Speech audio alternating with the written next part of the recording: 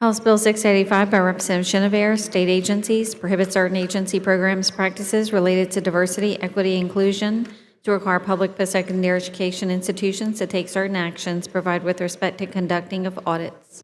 Rep. Chenevert on your bill. Thank you, Mr. Speaker. Members, I'm bringing to you HB 685. I do have some amendments that I'd like to submit so I can get the bill in its proper posture. Madam Clerk. Representative Chenevert offers up amendment set 3166. Rep. Chenevert on your amendment. Thank you, Mr. Speaker. Members, I have a few amendments. I've been working really, really hard on this once it came out of committee a little bit in talking to higher ed and just getting a few things just kind of tightened up a little bit to be clear. Some of the amendments are just technical. I have a couple things on Amendment 2 and removing a word, a phrase, moving a couple things on Amendment 2, 3, and 4, and working with Board of Regents, adding in some phrases on allied health, mental health on Amendment 4. Also have a couple things to make sure that we are in line on this legislation, and there was a bit of a conflict between definition of DEI-related instructional content and the academic freedom protection that is in revised statute 173399.51, and so we made that amendment in this change as well that clarifies that it is more of a clarification. It distinguishes the required program content which the bill seeks to regulate, and the faculty discretion in classroom teaching with this piece on this language, and also just clears up the bill's intent on that, and so I want to offer those amendments up. Any objections to the adoption of the amendment? Hearing no objection, it is adopted. Back on the bill, Rep. Newell for a question on the bill. Rep. Newell, 1 second. Rep. Chenevert, I'm not sure if I gave you the opportunity to actually open on your bill. Yes, Mr. Speaker, if I could do that, please. Members, I bring to you HB 685. This bill is part of the governor's package of bills this session. This bill is to prohibit the use and promotion of DEI initiatives within Louisiana state agencies and mandated course in the public post-secondary institution. The component of this bill, it prohibits establishment of DEI offices, training, and roles in state agencies and universities, clarifies exceptions for academic freedom, federal legal compliance, and non-instructional DEI activities. This bill makes sure that we are in line with just the First Amendment rights and academic freedom of speech according to federal law. This bill is in line with the Supreme Court decision in Students for Fair Admissions versus Harvard. Many universities around the country are now under investigation because that is showing that Supreme Court decision is an important decision, and so this is some similar legislation in other states. This bill is mentioned in the bill, just creates and preserves the free speech, like I said, and academic freedom, explicitly protects classroom instruction, scholarly research, student organizations from interference, and continues to affirm First Amendment protections. There are multiple laws mentioned in this bill where nothing in this bill will infringe on what has been passed and what is currently in law at the federal level. That is one thing about this bill, is making sure that in Louisiana we are following federal law and we do not have any issues as it pertains to that with the federal government. And again, this is part of the governor's package on bills, and we just have to make sure that we are following federal law because we know that federal dollars are attached to that, and I'm happy to take any questions. Rep. Newell for the question on the bill.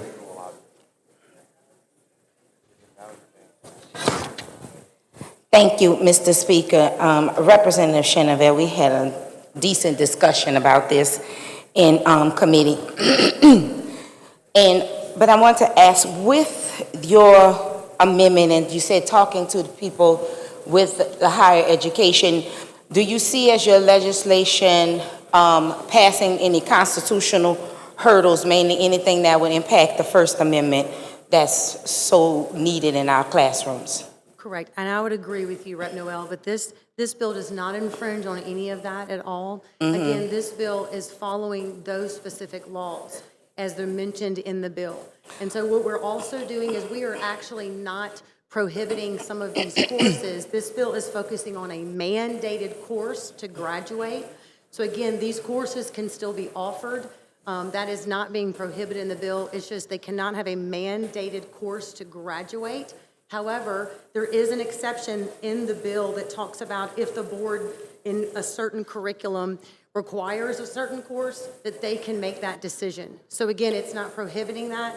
This is continuing the opportunity of free speech and continuing the discussions around a lot of things across the world, the globe. We are not prohibiting that in any manner in this bill. Okay, so do you also understand that when something is so vague and broad, it can also have a chilling effect on our First Amendment? Meaning that, as you just said, our commitment, our state's commitment is to safeguard academic freedoms, and that freedom is of special concern to the First Amendment, which we both mentioned. So constitutionally permissible activity and speech cannot be chilled when a statute is so vague that the average citizen can't determine what actually is regulated. You said about mandated courses. However, what about just classroom conversations that could possibly be prohibited, and what punishments are proposed for that? What guidelines will instructors of classes that aren't mandated, what are they going to be using to determine whether or not their actions are prohibited or not in the classrooms? Rep. Chenevert, 1 minute. Members, I'm going to ask that you please hold your conversations down. Members, thank you. Rep. Chenevert. Thank you, Mr. Speaker. Rep. Newell, this bill does not prohibit the discussions like you're talking about. This is about, in higher ed, it's just requiring students, it's making sure that they are not required to have a mandated course on very specific topics as mentioned in here, as far as DEI-related instructional content. So okay. These courses, again, these courses can be, people can take these courses. I had spoke with some universities that they had maybe some courses of concern, and so I looked at all those courses, and those had nothing to do with DEI and those specific higher ed in university. So again, it's the DEI instructional content on that, and again, it's specifically on a required class for graduation. So again, okay, thank you. So what are the implications? Okay, I need y'all to stop walking in front of me while I'm on this microphone. What are the implications of non-compliance from a teacher? What happens? Well, this is requiring for agencies that they have to basically get a plan and then submit that plan to the legislature. So what happens to the instructor? There's nothing that happens to the instructor. But what we're doing is we're saying that within the state law, because we have to follow the federal law, we have to make sure that we are not going against any federal laws of discrimination. So this is just saying, so the only thing we're doing is you're just taking money from, that's essentially what we're doing. So there's no implications on the instructor that teaches this. We're just trying to see if you're teaching it. Okay, I'm tired of this. I'm just asking because why are we putting this in law if we're just taking the money? Why are we even restricting what the teachers can teach?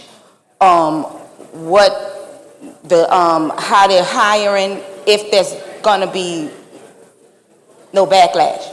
Well, what we're doing is making sure that we in Louisiana are not in violation of current federal law when it comes to civil rights. We're making sure that Louisiana is not, when it comes to hiring, admissions, that we're following the law. I'm glad this we're is so again came from the concerned. governor. He did have an executive order last summer, and I would say that this is following in line with also his executive order. And so we're just saying within DEI initiatives, because currently I will say this is a bill that protects Louisiana in federal dollars. The federal government is right now investigating a very long list of universities that are continuing utilizing these practices because it is in violation of federal law. And we want to make sure in Louisiana that we are following the law and that that we are not going to have a problem with the federal government as well. So Yes, and I do like to follow federal law, and I also like to keep our civil rights intact, particularly for me.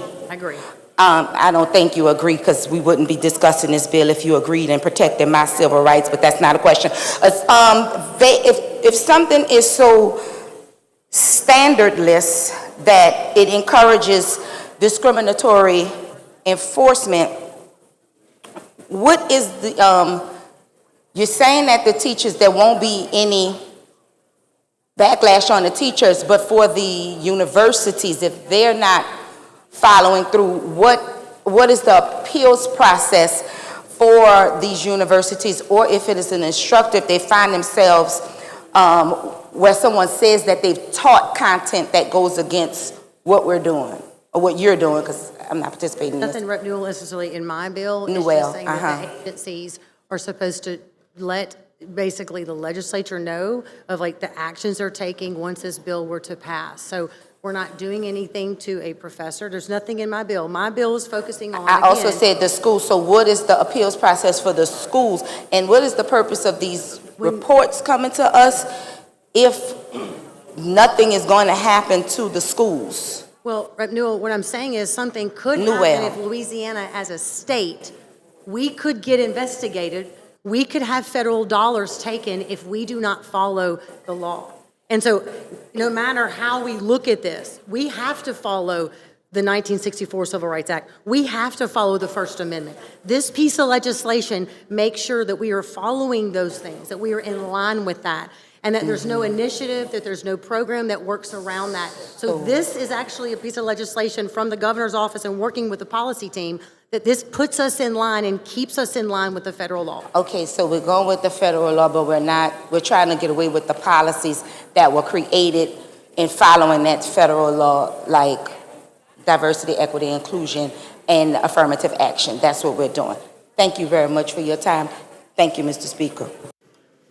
Representative Marcel for a question on the bill. Rep. Marcel for a question. Members, please keep your conversations down. Thank you. Thank you. Representative Chenevert, when we were in committee, I asked you some questions regarding like the Louisiana State Police. There were some initiatives that we took as a body, and the state police adopted those policies. There were a lot of committees, a lot of thought process. And so what will happen to those programs that the state police has put in place as it relates to race, because some of it is directly related to race, gender, and hiring and recruiting? Help me to, because you didn't have an answer for me then, maybe perhaps you have one today. Well, Rep. Marcel, that question is all of the departments would have to. I can't hear you. All of those departments would have to basically come into law underneath this bill. And if there's anything, I am not infringing on any types of trainings for the police department in any way.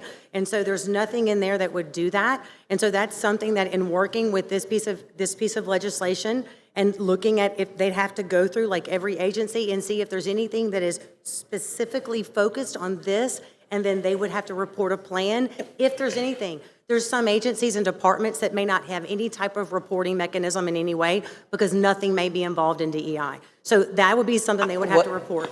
Okay, let me explain it to you. So my concern and question is,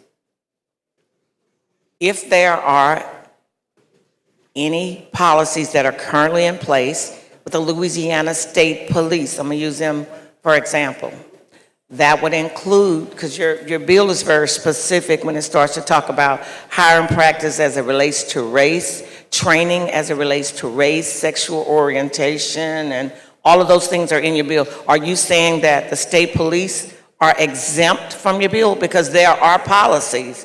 Or are you saying that those policies would have to cease and desist? Rep. Marcel, I'm saying that that is a discussion with state police, and I have not talked to state police, but I believe that state police is working hard and they hire people all walks of life. that have all different looks, and it's exactly what we would want, no matter what someone's race is, no matter where they come from.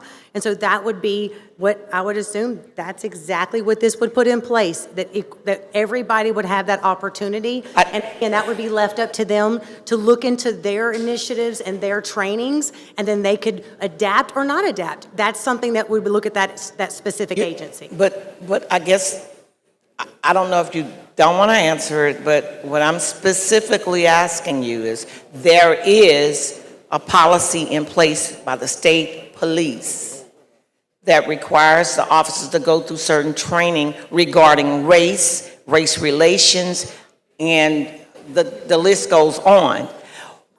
If your bill passes, help me to understand, with the state police, of Louisiana State Police, that a lot of people had a lot of issues with when some things came out with the body cameras, and that's the way they addressed it. With this bill, would they have to cease and desist from their policies and practices to train their officers about race relations? That is a policy in the state police.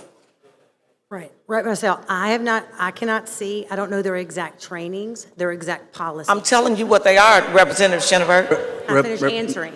Representative, 1 minute. Members, there's 4 people in the queue right now. The member's out of time. I'm going to ask for an additional 15 minutes. Hearing no objections, the member has an additional 15 minutes. Representative Marcel, please ask a question and allow... I did. And allow the author to answer the question. I'm waiting on the author to answer the question. I asked it in committee. Rep Marcel, don't interrupt. Representative Chenevert, please answer the question. Thank you. Thank you, Mr. Speaker.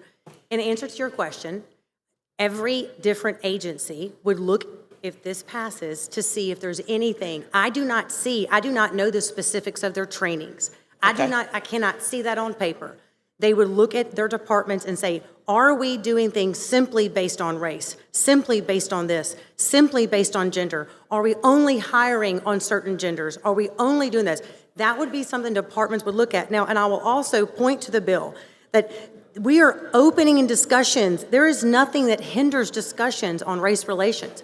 We covered that. We want that to be discussed within higher ed. That's in the bill. These conversations, we are not saying you cannot discuss this. This is simply about trainings based on race, hiring based on race or gender and nationality. Everyone should have the opportunity, no matter if black, white, yellow, brown. This is about equality for all, and that's what we're doing. Again, it's following federal law. Okay, let me ask you another question. I would assume that state police cannot follow and go against any federal laws as well. So that's just what that would be. Thank you. Okay, Representative Chenevert, are you aware how the DEI program came about? Are you aware what it was meant to do? What's your understanding of why the program was ever developed? Brett Marcel, this bill, it is irrelevant about what I think or what it has accomplished. It's your bill. But I'm focused on the bill. The bill. And I'm asking you a question. I understand that, but you're not asking directly about the bill. I'm telling you what the bill does. It's not about my opinion, how DEI started in the nation.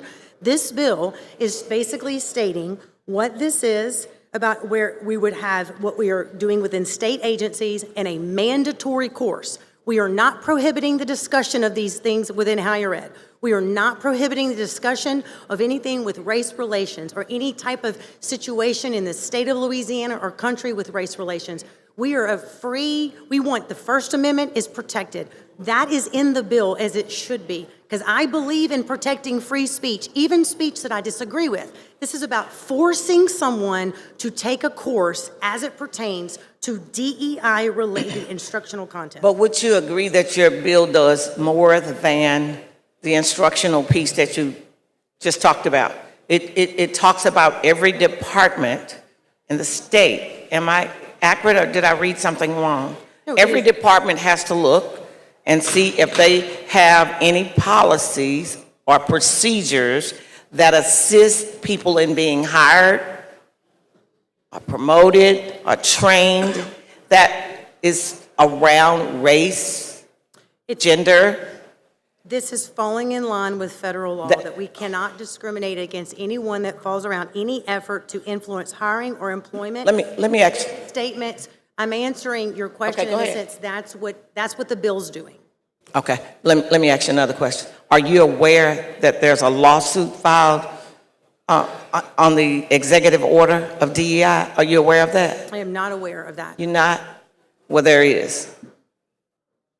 Well, Rep. Marcel, we have to follow the federal law. And so, And this bill, I don't know about, I'm focused on the bill, and this bill, as it pertains, nothing in this section shall be construed to limit or to anything obligations to comply with any education amendments in 1972, Age Discrimination Employment Act, all this is protected.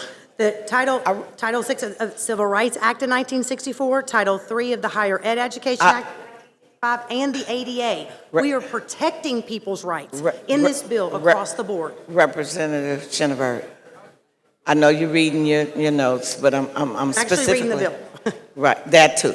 So I'm just asking you. One, you keep referring to it as federal law. Are you aware that when it's a federal law, that's Congress have passed that law? Are you aware of that? I am aware, but what I'm referring to heavily right now is making sure that we in Louisiana. No, excuse, I want you to answer my question. Are you aware, you keep saying a federal law, the laws that like what we pass in here, state laws, and the laws in federal are federal, right? It's an executive order by the president. No, what I'm reading to you are actual, actual amendments, actual laws. I'm not just talking about the president's executive order on January 20th of this year. I'm not talking just about that. I'm talking about how we are looking at these rulings of the Supreme Court in 2023, that they are saying that basically that no person in the United States shall on the ground of race, color, or national origin be excluded from participation in, be denied any benefits of, or be subjected to discrimination. I'm gonna let some other people talk. Let me just wrap up. Would you agree that DEI stands for what for you? What does it stand for? Diversity, equity, and inclusion, right? And I asked you at the table, do you believe in diversity, equity, and inclusion? But Marcel, I believe in diversity. I believe But in this these is the things. program. Wait. I would like to answer, because here's the thing with this. Everyone's going to have a definition of their own. As it pertains to the bill, we're talking about DEI, very specific in this bill. It is irrelevant what I feel about this. In this bill, DEI-related instructional content, we discuss it here. If you're asking me about diversity, equity, inclusion, yeah, there's a lot of things. I believe in diversity of thought, look, where people come from. I believe in all walks of life. But people want to put you into a corner and tell you exactly how to think about these things. This is the concern with DEI-related content and forced trainings. And so all this is saying you should not be forced to sit through a training. And you can discuss it, you can take a course in it, you are not forced to go through a training as it pertains to state agencies and be forced, that's what this is. Representative Chenevert, you are entitled to your own opinion, I am. but not your own facts. If you look up diversity, equity, and inclusion, there's specific definition for what it is. Not what you think about it, it's what it is. I can't change it. If you Google it, it's not going to change in your phone like it didn't change in mine. But in my final statement or my final question would be, are you aware that under the DEI program, more white women have benefited than anyone else? Are you aware of that? Brett Marcel, I will tell you this. My big concern with DEI, that it has hurt more female athletes across this country than it has helped. And that is a very strong, as an athlete who was in high school. So I hear what you're saying. But my biggest concern in DEI, that there are female athletes that have lost medals. They have been working extremely hard since they were young. And because of the word inclusion, and I believe in that, but because of some other's definition of it, we have biological men that have taken the positions of biological women. And so my pushback to that would be, I don't think it's helped us as much as what maybe you're referring to, especially in modern times. Okay, so what you're referring to is the LGBT community, that you believe that transgender people are now women and running for these I'm just answering Racist? Because I don't know what you're talking about. That's not in your bill, so I'm trying to figure out where that's coming from. DEI initiatives that is a part that can be included in that when it comes to trainings and when it comes to how it is actually applied. Okay. What I'm saying is, you asked me a question about females, and my response is, I think it is hurting female athletes more than it's helped. And I'm gonna ask you the question final time, and I'm gonna sit down. Are you aware that more white women like yourself have benefited from DEI? Not the people who you're talking about that we don't know who that is, the athletes. Are you aware? Because this is information that you can obtain. Well, I appreciate your comments. Thank you. Marcel. Members, please hold your conversations down to a minimum, please. Thank you. Rep. Lyons for a question on the bill. Thank you, Mr. Speaker. Rep. Chenevert, I want to start with, I know we were in committee, and I forgot the gentleman you had at the table with you. Do you recall the question asked to him about why we did this, and his answer was regarding failed programs? You remember that? Vaguely, but that's his response, Rep. Lyons. It doesn't really refer to. I understand. Well, it is today because it's the same bill. But my question to you is, what programs have failed under diversity, equity, and inclusion that may have been referred to? Rep. Lyons, again, I'm not here to talk about which programs have failed and what hasn't. We're just talking about coming under federal law and making sure that everything that we're doing in our state as it pertains to hiring, admissions, and all of those things that is following the law. Equal opportunity for all. That's what this is about. So I can't pick and choose and tell you that which was working, what's not working. And that's my answer to that. Okay, so the next question is, last year you did House Bill 904, which was Act 641. And in that bill, you asked for reporting for universities, post-secondary education, to supply reports of DEI in their organizations or in schools. And it also called for information on stipends, monies, and so forth, and what have you. Do you recall that? I do recall. I don't have the report with me up here to go through it today. So what did the report focus on? There were some things in that report that dealt with some things with DEI. There were some things on that list that I think maybe some people thought was a part of DEI, and it was not. But there was just showed that the dollars spent within that. A lot of this across the country in universities, a lot of it is federal dollars.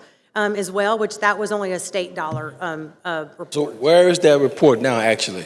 It's live, I feel like, somewhere online for all the public to see. I don't have it with me down here today. So it didn't outline any specifics. You just said a lot of, but you had no specifics. There are specifics. Give me some specificity as to what. Right, but I'm here to talk about this bill today. Well, I don't have that report in front of me. Okay, well, I'm asking that question because some of the same items in that bill are some of the same items in this bill here now. So if we had a report that outlined those issues that were there, why are we asking for the same things again in another bill? Well, this is a different bill. And so, like I said, this bill is talking about the state agencies and just a mandatory course. And so that's what this bill is doing. Again, we're not prohibiting anything. Those are two different pieces. Again, this is governor's bill, working with the policy team on this, and just making sure, again, as we're looking at this year and what's taking place, that we're following federal law, that we're looking at everything, we're protecting free speech, that we're doing everything that we can in Louisiana because we have a lot of federal dollars in our budget. And there are states right now that are being investigated and looked at, and their federal dollars could be at stake with some of these DEI-related content. And we have, $22.46 billion of our budget comes from the federal government. And so again, Is Louisiana being investigated currently right now? no, not that I'm aware of. Because you talked about the other states. So I wanted to ask you specifically with this bill in Louisiana, is Louisiana being investigated? No, Rep. Lyons, but I have a list of probably, I can't even count how many universities across the country are being investigated. We're not putting together legislation for other universities. Right. We're doing it for Louisiana. The Correct. next part of that question is, you included state agencies in this particular bill. And along with the fiscal note, have you spoken with anybody in the Department of Agriculture about how it will affect them? No, I have not. And I don't know if any of them have talked to the governor's team at all, but I can't answer that. I don't know that. So what do you know about the Minority Affairs Program? I don't have any information, Rep. Lyons, on that. But in your bill, you want to remove that program for it. It was actually reported that's the only program in state government that actually references diversity, equity, inclusion. But yet you're going to remove that program under the bill that you have here. Do you have any idea how much economic impact that program has on the state of Louisiana and its farmers? Rep. Lyons, every agency serves every person and serves every look and every race in Louisiana. That's not stopping. Our agencies are called to serve every person in Louisiana, no matter what gender, no matter what color, no matter how old, if they have a disability or not. This bill does not prohibit anyone being served in the state of Louisiana in any form. Back to my question. Do you have any idea, or can you tell me the economic impact that removal of that program would have on the state of Louisiana and its farmers and veterans? Well, Rep. Lyons, I believe that whoever you're referring to those farmers, that they will continue to be served. Could this reduce government? It could reduce government spending if there are departments or initiatives across the state. I do not have those numbers, but could it potentially reduce government? It could. Well, according to the fiscal note, it's going to save the state $174,000 for that one person who runs that department. But economically, for the thousands of farmers of the state, it could be millions of dollars of impact because that program ties the state farmers to federal program, federal resources. So removing that impacts the state economically in a way that you don't know. So my question to you is, why would you not even try to find out how much or what adverse reaction would be to this being in the bill? Rep. Lyons, again, our agencies and departments, I believe, work very hard, no matter who is in position, to serve every farmer, to serve every look, to serve everybody. That would be, I would tell you, that would be the goal, I believe, of our agencies, to serve every single group, every gender, and every person, no matter if there's a position, no matter or not. And this bill, again, is going to protect every look, every group. This is not about discriminatory. This is what we have got to make sure that we are doing, is that we are following the law, no matter where you come from, no matter what you do, no matter what your national origin is that we are equal for all people. And that's what this bill does. Okay, so let me finish up because I know other questions in the queue. So as of right now, and correct me if I'm wrong, you said that there are no incidents in Louisiana under investigation, no schools, right? I am not aware of anything. Okay, There could be, but I am not okay. aware. That's what I said. So there are no other state agencies that reported any types of DEI projects in state government other than the one that I just talked about at the Department of Agriculture to date, correct? I'm not aware of any other groups. But you have some reports that you have from your last bill that covered the Department of Education and post-secondary education that you can't remember specifically what may have been in them, but we have similar stuff in this bill again this year to do the same type of reporting. So that's not available either, or it's online, I forgot. So do you realize that we are duplicating this bill with last year, right? That bill is a report to look at all. Again, I'm not here to talk about last year's bill. I'm here to say that we are not going to allow we are not doing DEI initiative, DEI practices within state agencies. It's not a report to find out what's happening. It's making a statement in that. What are specifically DEI practices? Well, they could look a lot of different ways, whether they're in a state agency, but it's really focusing on hiring, admissions, and trainings, where you're not having to sit through, as it mentions, the DEI-related instructional content, forced to sit through these trainings, no matter where you are.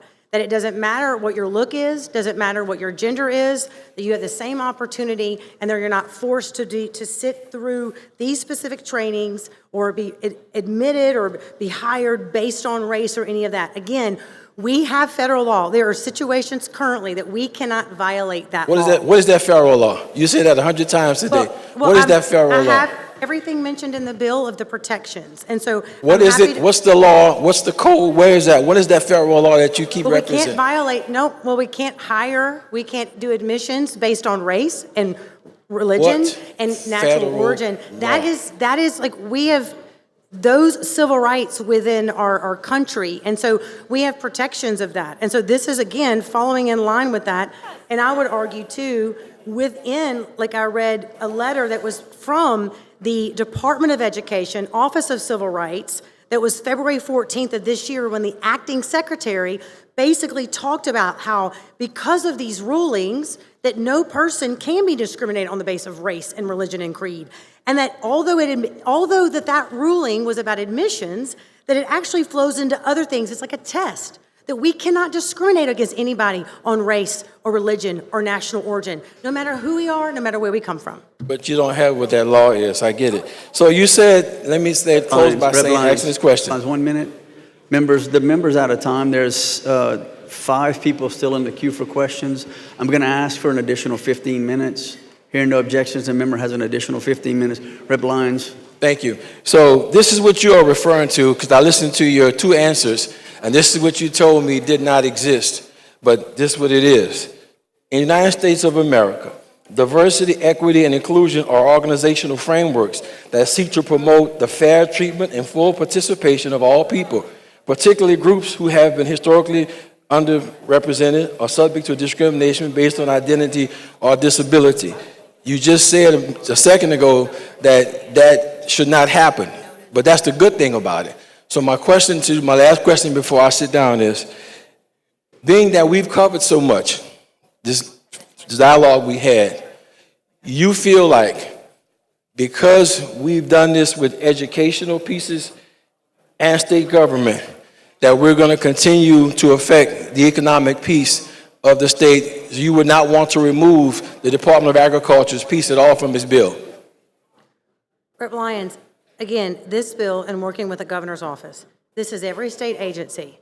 The agencies will look at their departments, they will look at their hires, as in the bill, and they will see, is it in violation of this bill? Is it in violation if this is to become law? And so then they would have to submit a plan, and that would be, whether it's that department or anyone else. Should I call the governor's office and ask them that, particularly because this has an economic effect on Louisiana with the farmers, should we remove that from this bill? Economically, it's going to affect thousands of farmers in this state and federal monies that we have to draw down.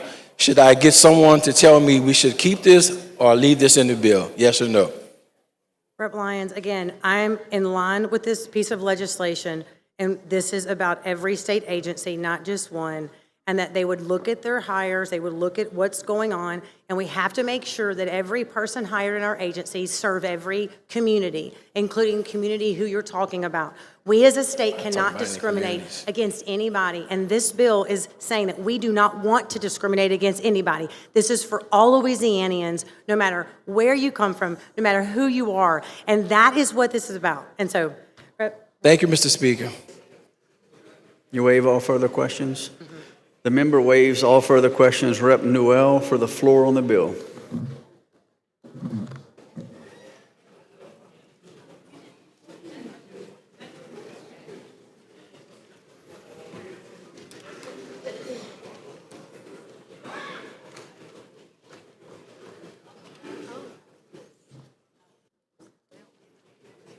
Thank you, Mr. Speaker. Members, this is the most racially offensive piece of legislation that I think I've had to debate since I got in office. This legislation prohibits the teaching of subjects that would trigger white fragility or white guilt. Constitutionally, this is an issue because the language is vague and it's overbroad, having a chilling effect on protected speech and causing people to self-censor and not share protective beliefs and ideologies. Logically, this is an issue because we wouldn't have to tiptoe around white fragility and white guilt if more people would not continue to create policies and environments where schools and workplaces are divided, where people do not have equitable access to opportunity and people are hindered from having freedom of speech, religion, and assembly. In this building, we have conversations about supporting and providing quality education for our children to guarantee them success. However, academic achievement is only a small part, totally meaningless in becoming successful if a person does not have equitable access to resources and opportunity. Creating access to opportunities which support individual success for Black people and women does not take away opportunities for straight white men. When we remove actual or systemic barriers which may hinder any one person's opportunity, it can have a positive impact on the classroom, the workplace, and our communities. The fact that we are about to vote on legislation which would essentially eliminate or throw away groups of people from being included in and having access to available opportunities because they do not have the right skin color or gender that fits into the society that someone else is telling us that we should have in our state is absolutely absurd.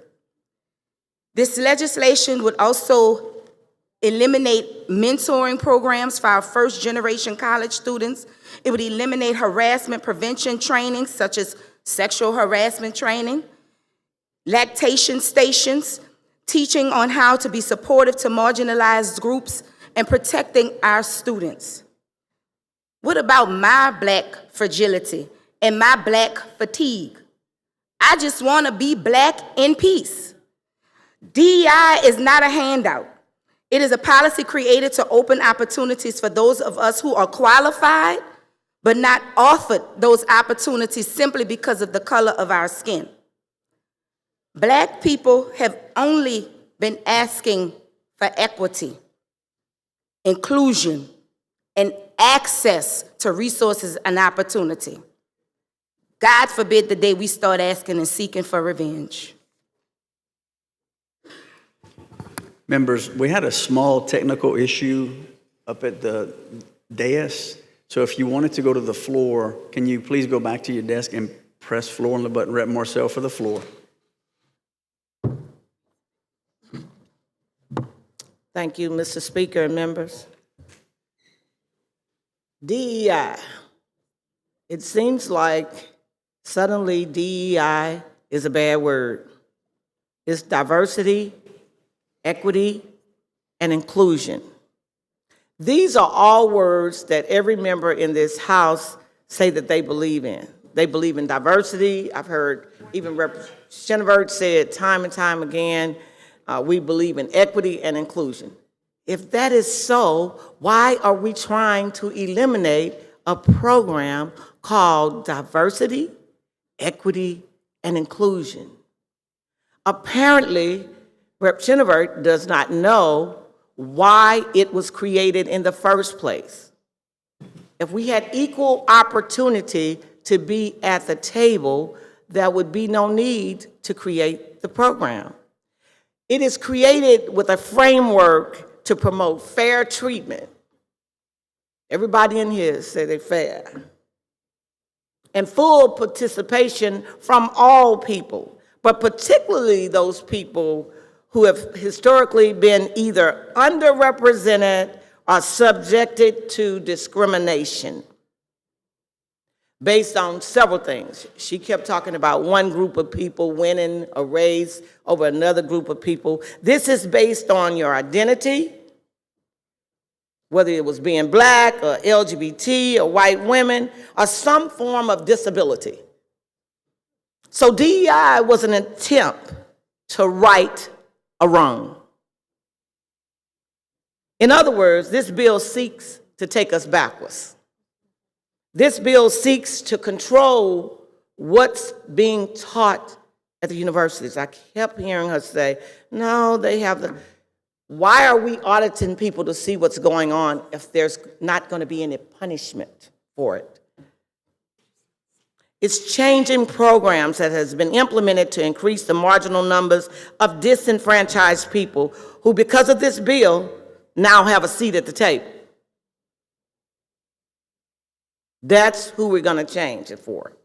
Whether that's a disability, we all see people with disabilities, they offer them jobs, they create a space for them. This bill seeks to take those opportunities away from them. What is most offensive, though, about this bill is that it is being driven from a political climate that we find ourselves in today. We keep talking about the federal law. It is an executive order, and it is also being challenged. Apparently, no one has told the author, and I kept asking her over and over again, but she kept reading from her notes, that white women like herself have benefited more from DEI than anyone else. Because for too long, women couldn't even vote. It hadn't been that long ago when we couldn't vote. We certainly wouldn't be in here. So it's really appalling to me that a woman would bring this bill and stand up here and say that they are inclusive and they believe in diversity. This bill seeks to take us backwards. If this bill passes, what will we do with our police departments, our accident committee? What are we going to do with our police departments? Everybody knows that state police has implemented policies. What are we going to do? This bill seeks to take us backwards. What will we do with those people with the disabilities? What will we do with Title IX?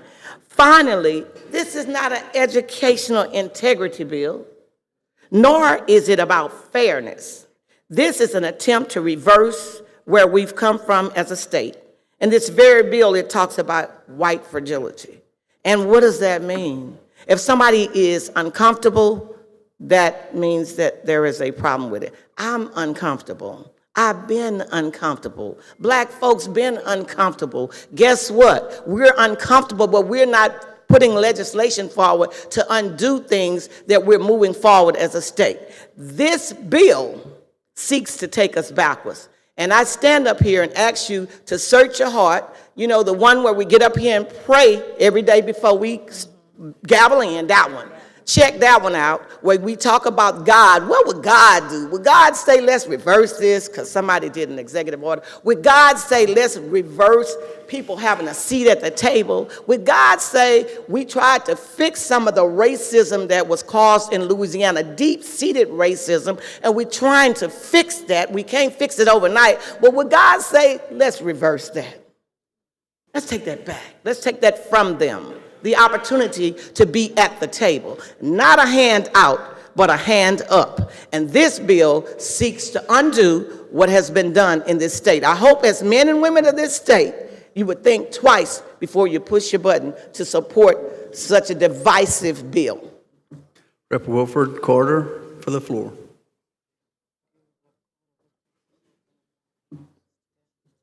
Thank you, Mr. Speaker. It seems that we don't want to call the bill what it is. It's DEI. For some reason, most people think DEI means black. DEI does not mean black, okay? It doesn't, you're not, yes, we are speaking out as a group against it because you ought to be speaking out against it yourself. How we got here? How did we get to this point? We got here because of racism, people being denied opportunities. You know, that's how we got here. So some case came up, a Supreme Court case, that talks about segregation, talks about denying folks admission, opportunities, and what have you. And so we came up with DEI. Wasn't me. Somebody came up with DEI long before that. So DEI is intended to include everybody. It doesn't mean you got to hire a person because they're black. These airplanes flying in the sky, they listen to air traffic controllers. They don't know whether the air traffic controller is black or white or Asian or whatever. You can't be an air traffic controller just because you black, because somebody's going to hire a black person as an air traffic controller. You got to pass tests and be qualified. And one of the reasons why we have a shortage is because we're not going to different places to try to get the best and the brightest that we have. So DEI is an opportunity to go and seek out the best and the brightest we have in this country to do the things that need to be done in this country. So by doing things like this, you're really not doing what you really want to do, is get the best and the brightest. Now, they keep talking about what the court says. The federal court, Supreme Court, only said that race should not be the sole factor in selecting a student at Harvard University. So if you want to pass a bill that said LSU cannot enroll a student or get a student in the LSU based on race alone, well, that's be consistent with the law. But it didn't say anything about the stuff this bill says. This bill more should talk about what the president's executive order said, that he didn't like DEI. But DEI, keep in mind, is to access all areas, all groups in our country, to try, get the brightest minds that we can to deal with the problems that we face in this country. And we continue on this path, we're going to find ourselves falling further and further behind other nations because we're not going to have enough air traffic controllers, we're not going to have enough scientists because we're trying to get them from select source. Okay, so how are you going to decide whether or not a person is hired in an department based on race or based on qualification? I mean, what exactly? That means every black person hired in the state of Louisiana in the department, the first thing you're going to say is a DEI hire? But that's not the case. And how are you going to go back and investigate other hirings that's already been done? Every black that's hired in the state of Louisiana happened to be a DEI hire? That is not the case. You got a man working, trying to repair a road. Is he a DEI hire? So I think we're going too far with this bill. It's trying to do too much, and we taking our eyes off the ball, and we trying to divide one another. We're trying to divide ourselves. And I think we need not to divide the country. We need not divide the state. We need to be together and get the brightest, go everywhere. We got to go to Grambling, go to Southern, go to LSU, go to USL, and get the brightest to qualify for every job. And don't worry about the color of the person's skin. And this is what this bill seemed to be talking about, color. And it shouldn't be. Rep. Lyons for the floor on the bill.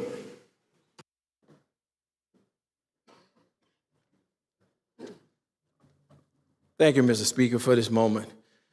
Members, I'm not going to tarry. I'm going to get down to where we need to go. I had questions about this bill because I went to the heart of the bill. And the fact of the matter is we don't have a DEI problem in Louisiana. We don't have an issue with none of that at all. But we got to get to the point where people outside or somewhere else can't dictate to us what we should be doing politically, what we should be doing economically, that divides us and divides our state. The facts remain, there's nothing going on in the reports. There was no specificity about what even happened. You heard it, it's not there. It doesn't happen. We targeted a part of state government that brings millions of dollars to the state in farming. We're going to eliminate the direction of that. So the Fed's going to say, well, you're not going to get so much money. Then we're going to come back complaining why we did that. It's shooting ourselves in the foot for a political reason. Politics. We talk about this at this body every day, why people will leave or don't want to come back to the state. We talk about education. We talk about economics. We talk about taxes. But we never talk about political climate. We never talk about that. We talk about the billions and billions of dollars coming into this state, all over the country, coming here for business. But when we start to shed all the things that make us united, make us together, nobody gonna want to be here. It's gonna be a hotbed of crazy politics. And we should be better than that. Now, diversity, equity, and inclusion has a definition of actually what it is. And I'm proud to say that I'm gonna thank you, Mr. Speaker, because you practice that in this body. There's no reason why you can walk up in here and say we have a majority of Republicans and versus Democrats, and we all included. As diverse as we are, the Speaker makes sure we all included and we have equity among what we do. That's Louisiana. That's what America should be and could still be. But we can't allow the outside forces to come in and tell you what you need to do in Louisiana because they did it in Kentucky or they did it somewhere else. It just doesn't work. So we're at our Rubicon right now. We're at the point of no return for moral, Christian-hearted, self-believing people to do what's right. Yes, this bill only categorizes two things: state government, which is big, and education. But it's just a gateway to something else. Something else. That we can't leave here and come back 5, 10 years now and say, I want to change it. I made a mistake. Because politically, I had to do what I was asked to do. It's wrong. It's wrong. Now I'm going to close by saying this little piece, because a lot has been said. 99% of people in this room ate gumbo before. Some of you know how to make a good pot, like I do. But you can't make gumbo if you keep changing the roux. You can't take a good pot of gumbo because the roux holds it together. Its texture, its flavor, all comes from the roux. This stuff here is divisive. It takes the roux out of what we are in Louisiana. So I'm asking you to do what's right. Table this, get this out of here. We don't need this. Let's continue to work hard to fix our insurance problems. Let's fix our taxes. Let's fix what the people are sending us here for. That stuff comes from D.C. We have no problem with that in the state. That comes from D.C. That's national stuff. We got to learn how to say no to what's right. Our people at home is counting on us to do that. That's all I ask you to do. Examine yourselves when you do that. Just remember, the gumbo is always thick. If it's thin and clear, it ain't gumbo. It's just soup. Thank you, Mr. Speaker. Rep. Moore for the floor.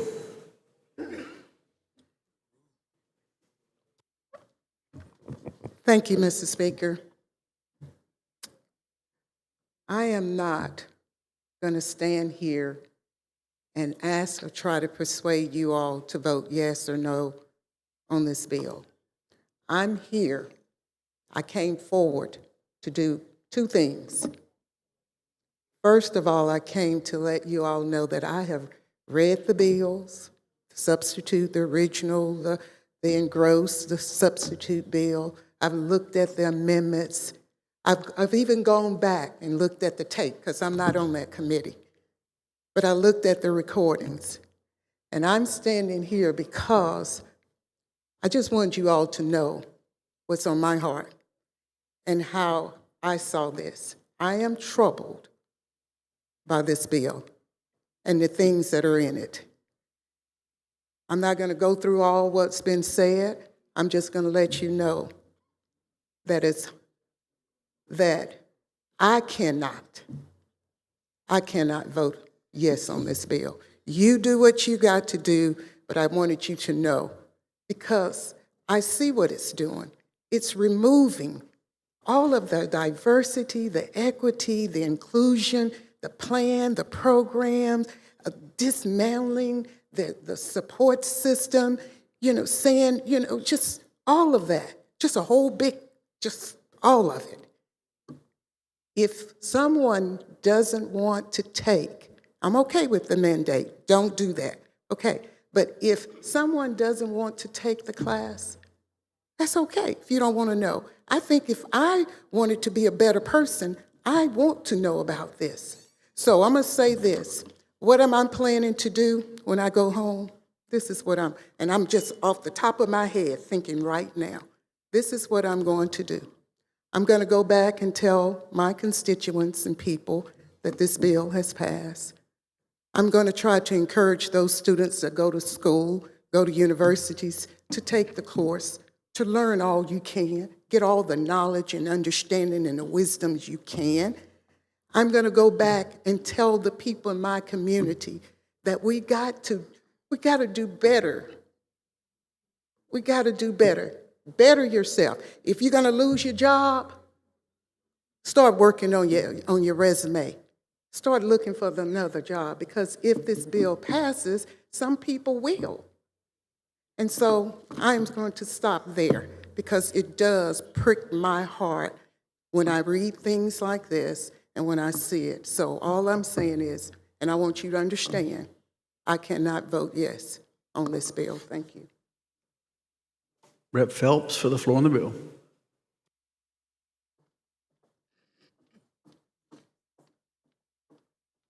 Thank you, Mr. Speaker. Actually, today I reflected on the governor's speech, his inauguration speech, and he talked a lot about the culture of Louisiana, how we are a melting pot of the state. He talked about his Cajun heritage. He talked about the French, Spanish communities that we all make up the state of Louisiana, Native Americans, and I'm thinking, what does that mean for French teachings or Spanish teachings and the people who made Louisiana who we are? Does that mean that the Ragin' Cajuns nickname will be removed? One thing I would like to leave with us, and this has bothered me since I entered into this space in 2019 and 2020. Back to what Representative Marcel mentioned about praying. I don't know how, but I can say this. One thing for sure, I do not play about my belief in God. And I have wondered since I've been in this building, how do we say that over and over again and be so, I'm going to say, racist to the point where we are not included? How do we get there and we don't treat everybody? Because Jesus was not a respective person. And the one thing that I've always wanted to say, when he bled on the cross for us all, that we know the story, his blood was only one color. That same color in all of our veins, everywhere, it's only one color. I don't think anybody would say, I don't want Reb Phelps' blood infusion to save my life.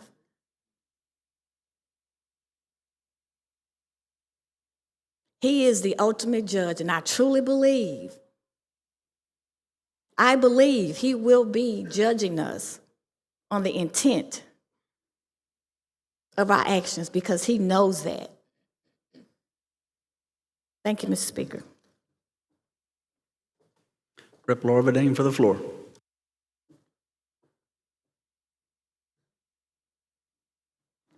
Thank you, Mr. Speaker. Let's get something quick. Let's get something done real quick. This is about race. That's all. We're not on a track meet. This is about race. That's what we're dealing with.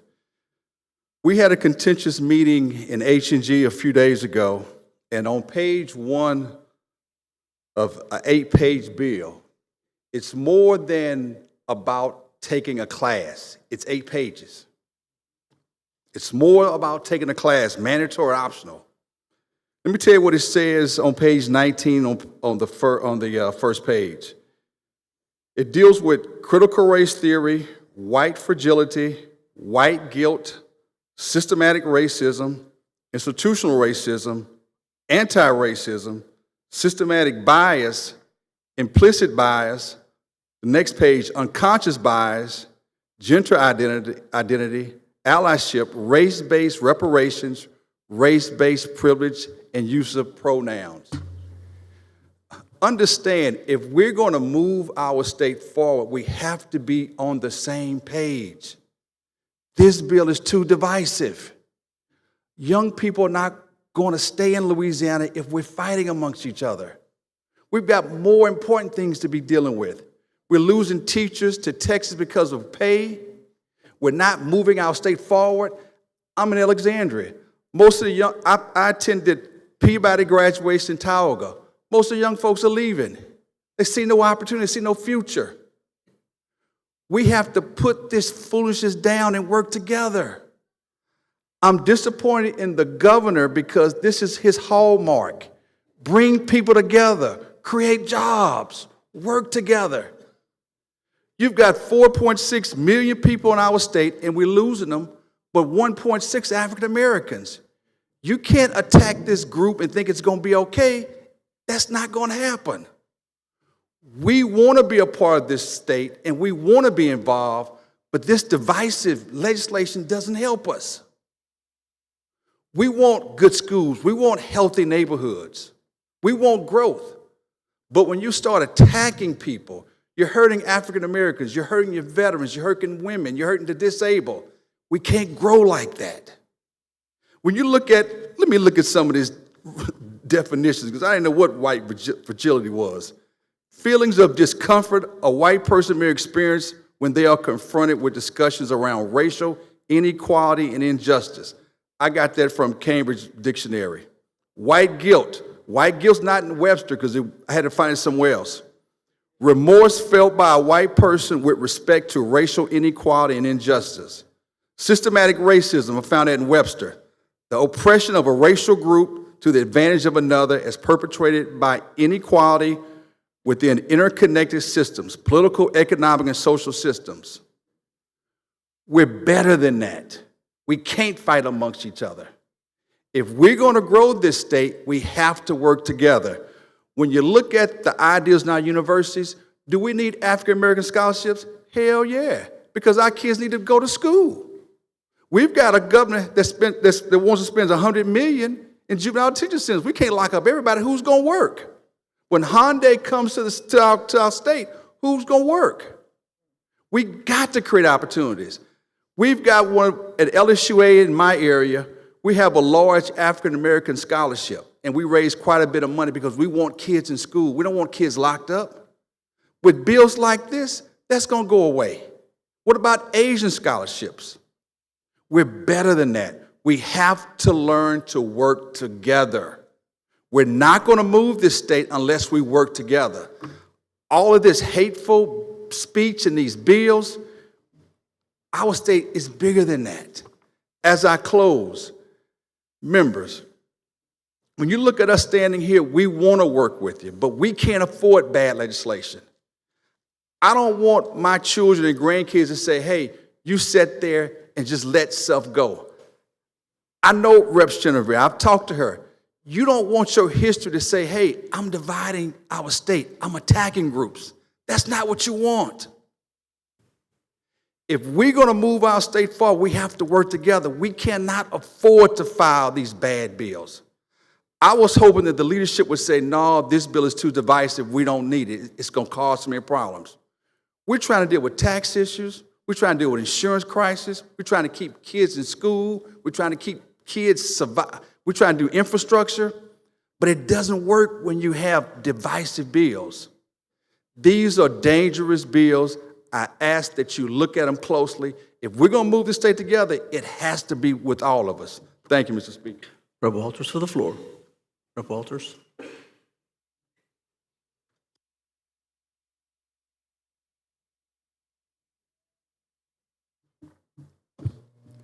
Thank you, Mr. Speaker.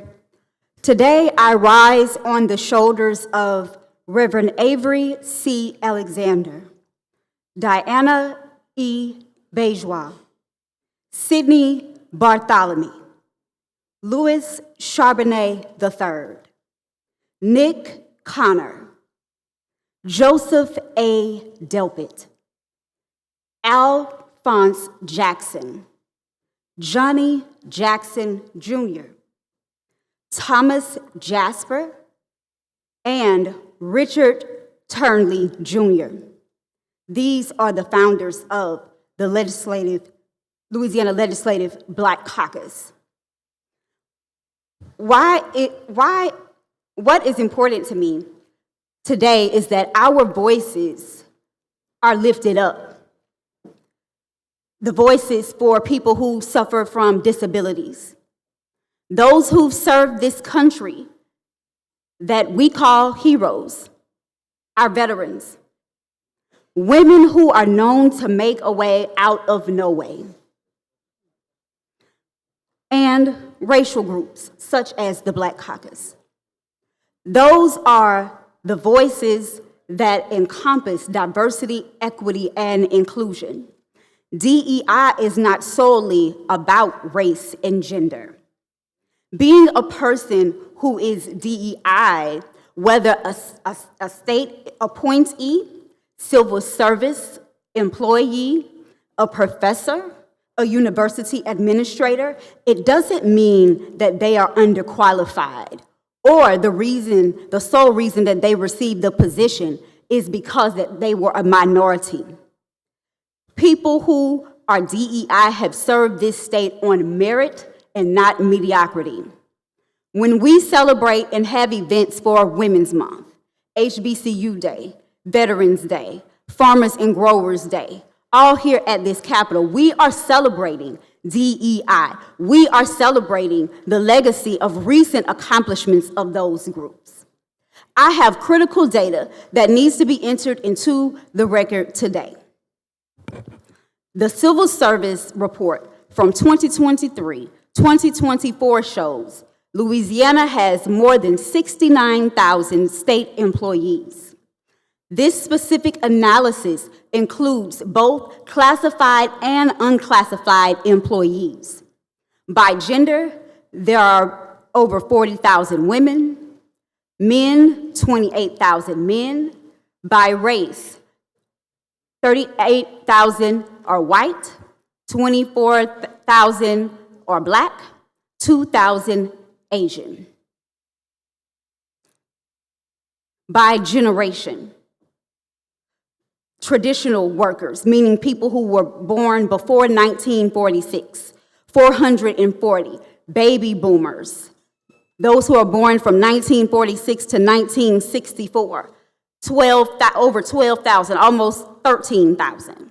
Generation X, meaning that you were born from 1965 to 1980, 26,000. Millennial and Gen Y, meaning you were born from 1981 to 1996, 22,000. Generation Z, meaning that you were born after 1996, 6,400. The average age of state employees is 46, and that's classified and non-classified. And questions I want us to ponder on regarding DEI policies and trainings. What race or gender-based policies are we hearing that are in state agencies and universities? What are they implementing? What hiring practices, trainings, events are we hearing that are actually happening? Or are we overstepping our boundaries as a legislature by regulating what universities teach, what college students' frameworks for their research is? What colleges use DEI, and how do they implement it in their practices? Sport is a big deal to this state.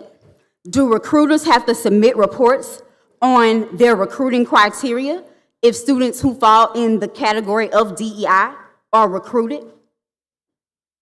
Does this limit who is recruited? How many students are currently in a program where their syllabus or syllabi may be deemed DEI? How will this impact historically black colleges and universities and what is taught there? How will this impact our research universities and their status in funding? Will students be allowed to finish their degree in their discipline if they have a paper that might fall along the lines of diversity, equity, and inclusion? Should we dismantle the Women's Caucus because the men of this legislature aren't allowed to join the caucus based on gender?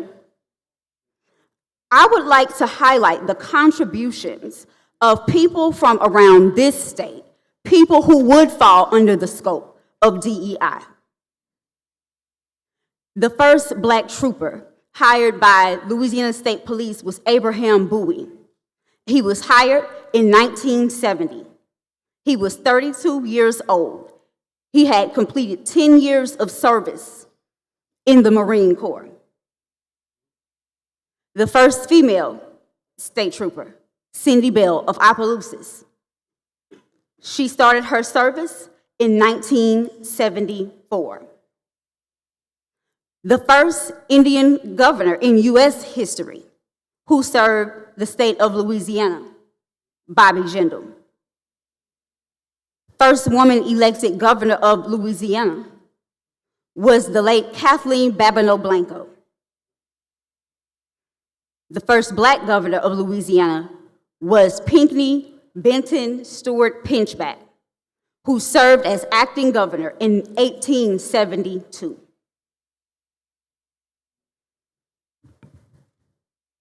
The first Asian American to serve as chief law enforcement officer of a major metropolitan area. He served as sheriff of Jefferson Parish for 7 terms, Harry Lee. And the list goes on and on and on. State agencies who provided fiscal note input: Louisiana Department of Agriculture and Forestry. They would be required to eliminate their minority and veteran program. And it would eliminate the Director of Minority and Veteran Affairs, that position. That is one employee out of 69,000 that we know of. Louisiana has a total of 8,000 minority-owned farms operating on over 800,000 acres. There are 3,400 women-owned farms, 3,100 Black farms, 849 Spanish farms, 526 Indian-owned farms. Elimination of 6 positions in the Louisiana Department of Health.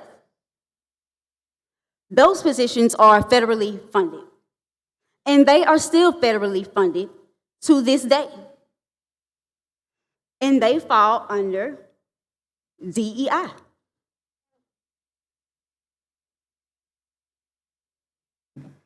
We don't know how this would impact research with LDH if these positions would fade away. Important research, such as breast cancer and other forms of cancer, HIV, sickle cell.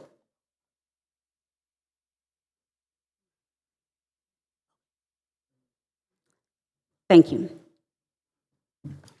Rep. LaFleur for the floor on the bill.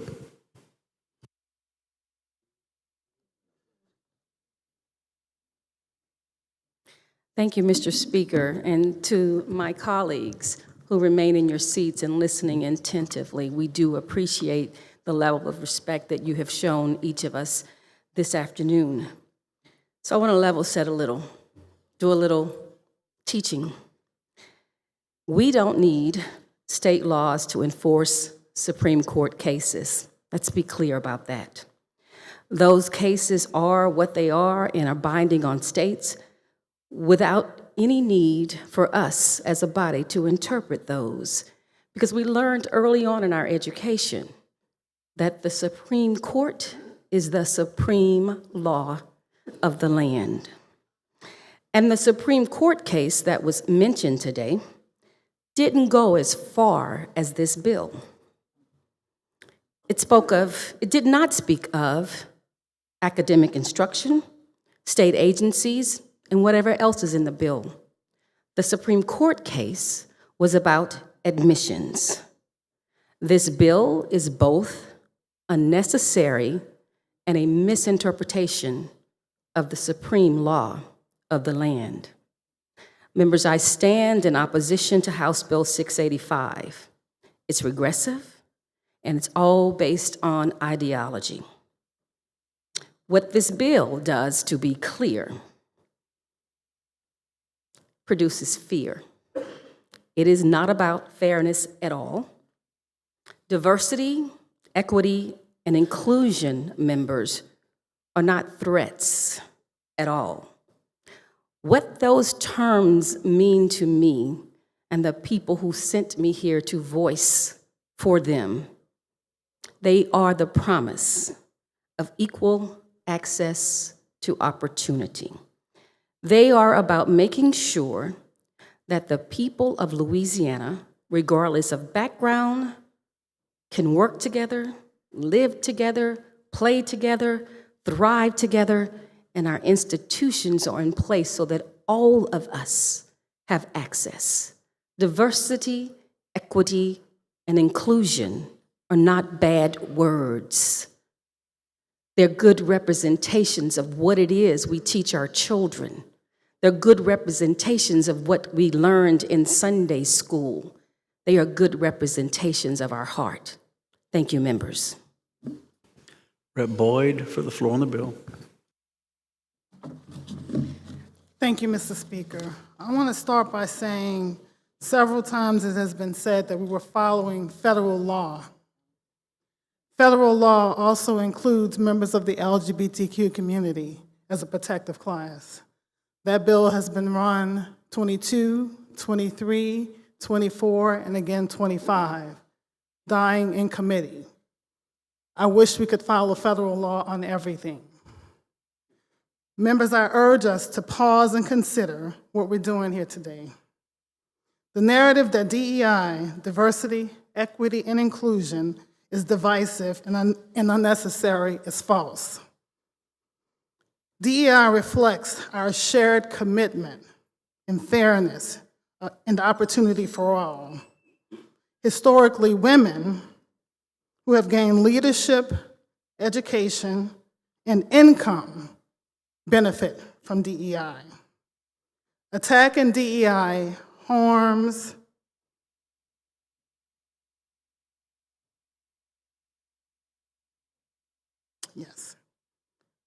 Attacking DEI harms these progress opportunities and send a harmful message about inclusion. This bill narrows opportunity and misrepresents inclusion.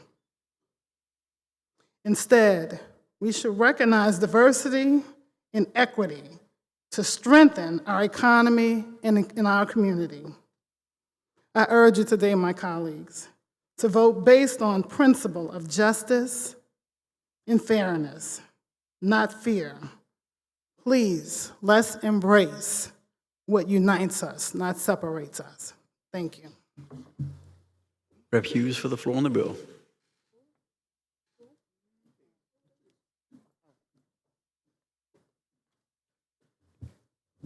Thank you, Mr. Speaker. Oftentimes when I'm asked by my constituents, when I'm asked by legislators from around this country, when I'm asked by just ordinary people, how do you enjoy serving in the Louisiana House of Representatives? My response is always the same. I absolutely love it.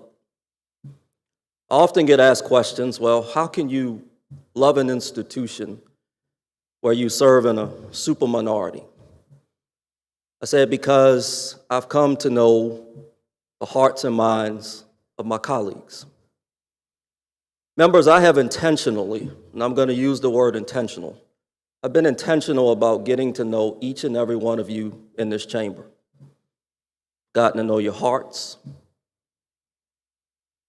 And each of you are just good, genuinely decent people. I believe that in my heart. I've broken bread with you all. We've shed tears together. We've done a lot of laughter together. Some of us have traveled together.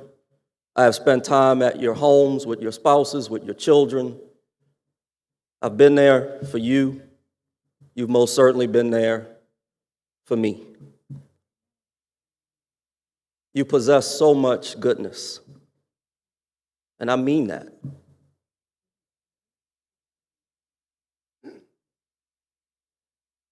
This bill is so unnecessarily divisive. So unnecessarily divisive, members. And I just feel that we are so much better than this. I've traveled to all 64 parishes in this state. And I think one of the greatest strengths of this great place that we call Louisiana, despite its challenges, despite its dark past, as I travel this world, I'm always excited to come back. I feel it's the greatest place on earth. And in my opinion, our greatest strength is our diversity. Diversity built this state. Our state is one big gumbo. A couple of weeks ago, I was in Representative Carrier's district in Oberlin. His constituents could not be more different than mine.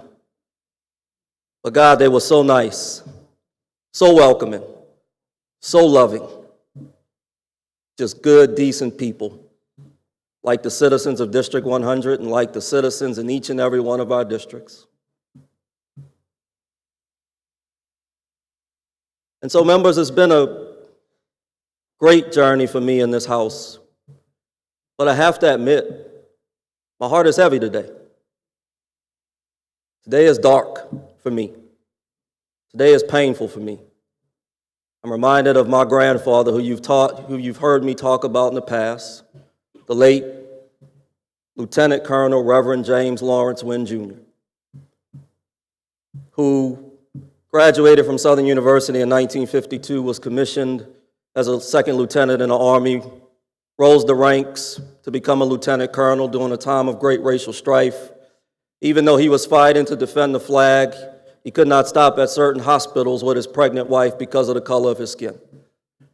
My grandfather fought to defend this country, and he fought for equality so that I didn't have to fight so hard.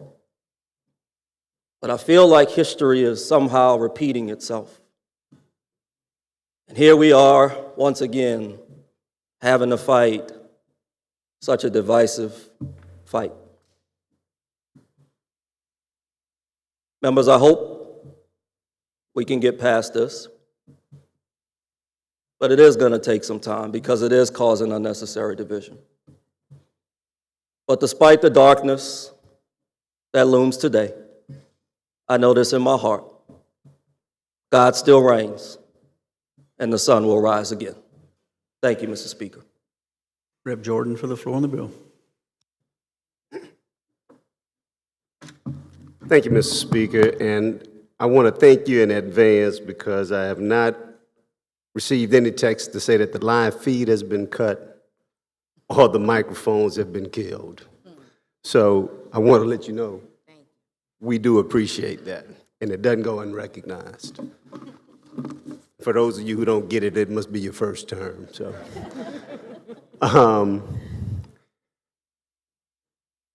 and you know, I like Rep. Hughes, my heart is heavy, but you got to find some levity in some of these moments. You know, I have a friend of mine just yesterday, he was talking, and he was saying, you're one of the only people I know that can stay even keeled through most situations. And I try to do that. But I think our members, have been able to express the frustration that we have with bills like this. And it's not just that it's divisive, it's that it's offensive. And let me tell you why it's offensive. Because we're always in the minority.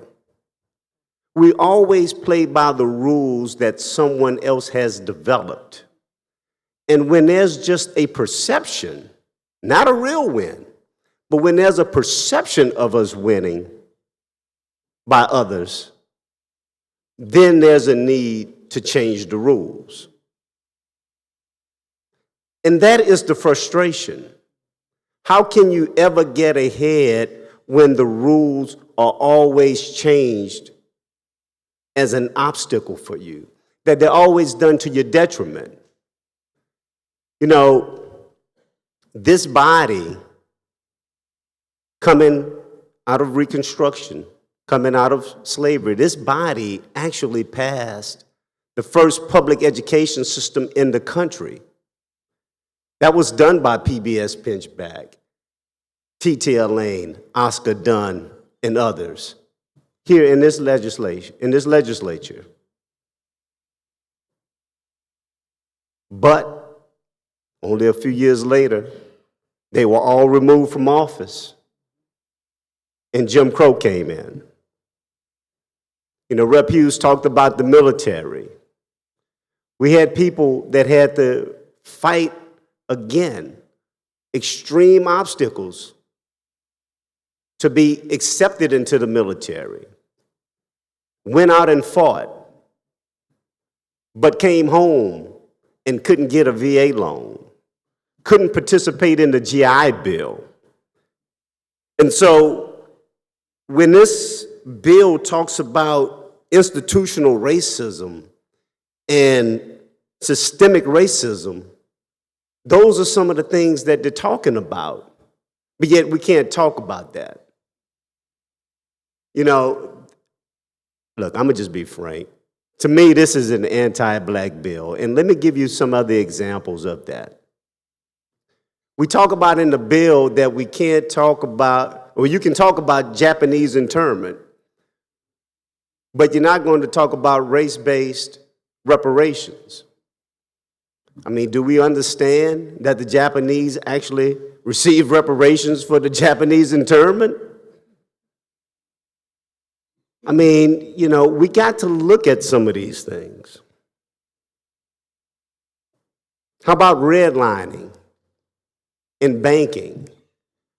Outside of the GI Bill, just black people trying to get ahead and banks not loaning to you based on your area code or your zip code or where they perceived that you lived. These are the things that we've always had to deal with. And so now to face a bill like this, it's very disheartening. You know, Louisiana was famous for the black codes and the one-drop rule. And I know we had a resolution today from Representative Baham honoring our Pope. And I want to honor him as well as the first African-American Pope there. I didn't create the one-drop rule, but if we're going to go there, we know he's got more than one drop in him. Right? And I was talking to one of my good friends here in the legislature, and they said, well, that's not how he identifies. I said, well, this legislature already has said it's not how you identify, it's how you're born. And so we know how he was born. And so I want to publicly congratulate the Pope as being the first African-American Pope in the history of the church. But again, I just want you to understand that we don't always come up here united in this type of semblance. But I want you to know this is not for show. This is not for some spectacle. This is to express to you the seriousness of which we take this bill and the effect that we think that it will have on our communities. And lastly, I'll just tell you, because it's on my heart. And I understand what the media says. I understand what the reports will say. But it's hard for me to envision, and I find it somewhat ironic that this bill comes up on the same day that President Tate has announced that he's moving on to Rutgers University. I find it really strange that a man that just signed a 6-year contract a year ago decided it was time to move on.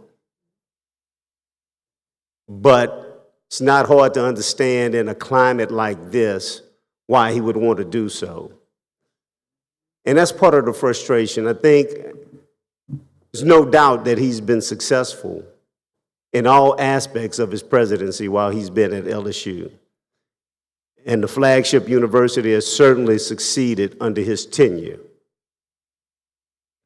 But when you wake up every morning and you have to deal with issues like this, I can certainly see why New Jersey probably seems and looks a lot better. What I tell you is I just hope that President Tate isn't the last good person that we lose to another state because of the foolishness that we've encountered in Endeavor. Thank you, Mr. Speaker. Rep. Taylor for the floor on the bill.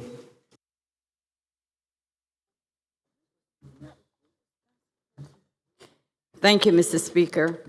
I had said I wasn't going to say anything, but I just can't let the opportunity pass because I'm not the oldest person in the building, but I think I might be the oldest one up here. And I must say that before I even knew what diversity, equity, and inclusion was supposed to mean, and before it even became in existence, I was a recipient of it because I could not have gone to school. I didn't have the finances. But Dillard University provided me with an opportunity. And I had the tests, and I took the National Teachers Exam, the Graduate Record Exam, the Law School Admissions Test, and I was given an opportunity by a program called the Council for Legal Education Opportunities, that if I passed that summer, I had a class from a professor from Southern Law School, LSU Law School, Tulane Law School, and Loyola Law School. If I passed that summer program, that I would be admitted free into any Louisiana law school. And I must say I went to Dillard free also because I didn't have the money. Matter of fact, I didn't have the money for the application to go to law school. And I wrote the letters. LSU accepted me, Grambling and Dillard. Dillard gave me all the money, so I went to Dillard. But I was not intimidated by not having it. I thought, this is America. If I apply myself to my education, that I will be able to go to school. And I went to school. I didn't get my first call till my second year law school. Nobody gave me anything, and I wasn't quiet and easygoing, as you already know. So therefore, they gave it to me in spite of that. Some of the people I met since I've been here, at first I was disillusioned when I got here and saw how the votes went. We all represent people in our district that elected us to come here, various people, various ethnicities. We should be voting on behalf of the people that we represent. We can't satisfy everybody, but we represent everybody. We should not be rubber stamping everything that is set before us. I don't do it. I can't tell you how to act. But what I'm telling you is this: I made friends. Even before I got here, I met a friend from St. Charles Parish. She was the first female. I was the first female from my parish. She helped me, I helped her. We don't agree on everything, but we do communicate, and I think she tells me, she'll point out, I had a meeting with a group of people or whatever. I say, I'd like to go to the meeting. She gives me information, I give her information. That's the spirit of camaraderie that we should be attempting to do with each other. The speaker, he is very sensitive. When he heard my story, when I met with him for the first time, he was very compassionate with me. I don't always agree with him and nobody else here, but I'm just saying that at least he's compassionate, and I think he's sincere. You know, he has his opinion, but that's the way we should operate. I don't think we should blindly deny what's going on today. What's going on today is something that shouldn't go on. We've learned how to live together. There's somebody in here who's a fashionista. I just love her. She sits over there. She knows who I'm talking about. But we've learned to adjust and to accommodate each other. We should not blindly vote for this stuff. This stuff is divisive, and I think we've come too far together since we've been here to continue on in this vein that we're doing today, and I disagree with this today. Rep. Taylor, I want you to know that Rep. Emerson also thinks I'm very sensitive. Rep. Amity for the floor.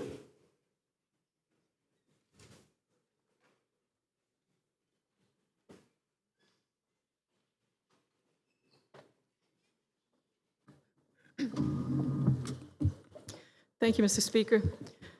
Members, I appreciate the passion, and I too want to echo what one of my colleagues said about how it's nice that we can sit and have this chat, and we're listening. We're not yelling and doing ugly things. But I felt compelled to come and say just a couple of words here.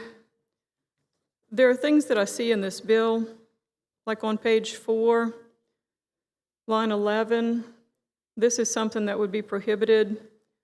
Requiring or soliciting an applicant, employee, or student to provide a written or oral statement regarding DEI.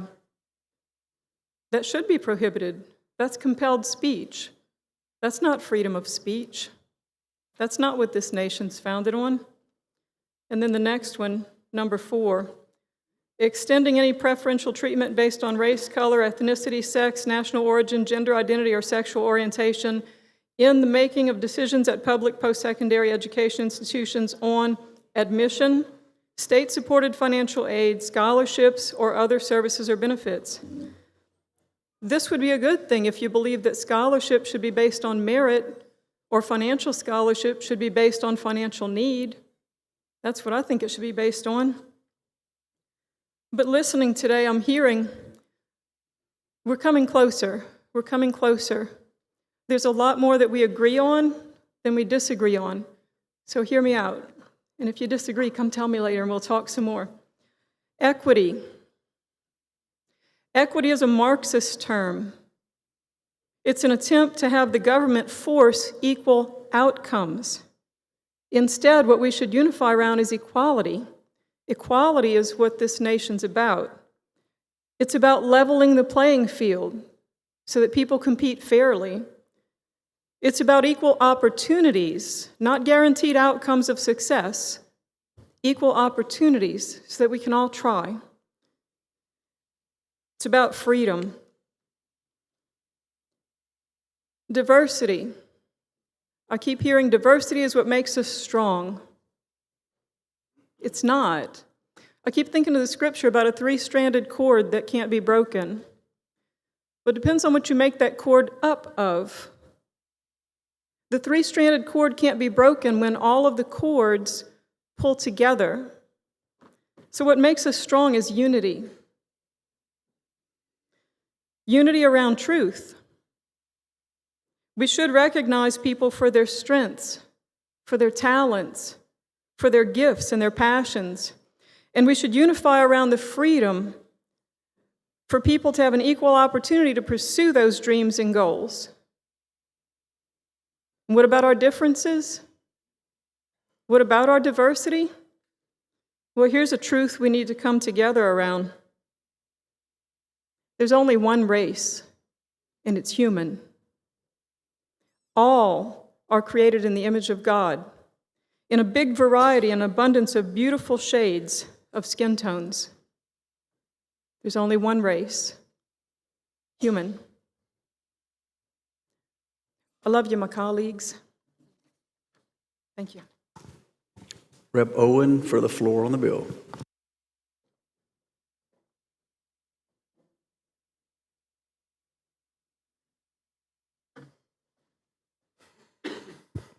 Members, I'm not sure what to say or how to say at this moment. I see us talking past each other. I hear us talking past each other. First thing I'm going to say right now is I am here to defend Emily Chenevert. I have known her her whole life. We were born in the same town. Our grandparents were friends.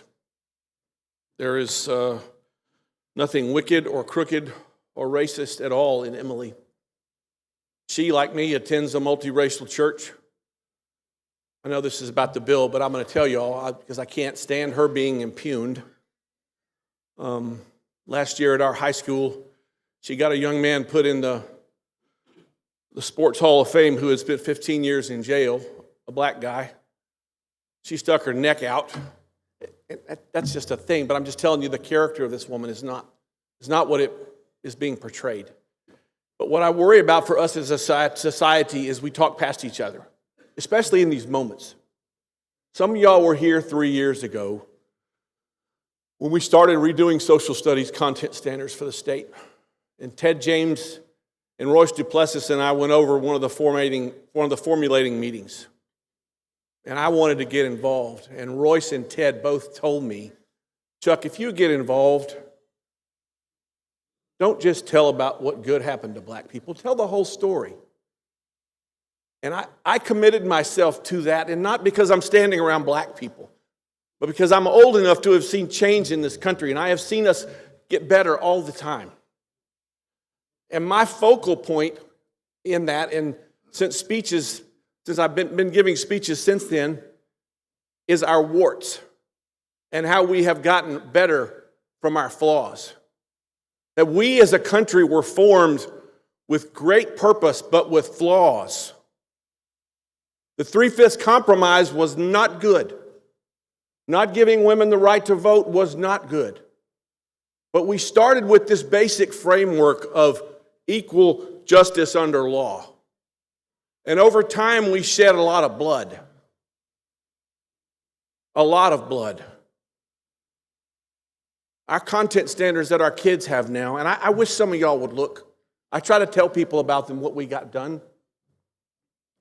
They go into things that have never been in our schools before. They talk about the massacres at Opelousas, at Colfax, about the riots here in Baton Rouge. They go drill down way into Jim Crow and into Reconstruction and into Chappie James, into the Tuskegee experiments and the Tuskegee Airmen and Emmett Till. We as a country have moved in the right direction over time. And we stand here together, and a lot of you know me, and you know where I stand on these issues of equal justice under law. I think that's what stands over our Supreme Court, and that's what I stand for, and that's what I know Emily stands for here.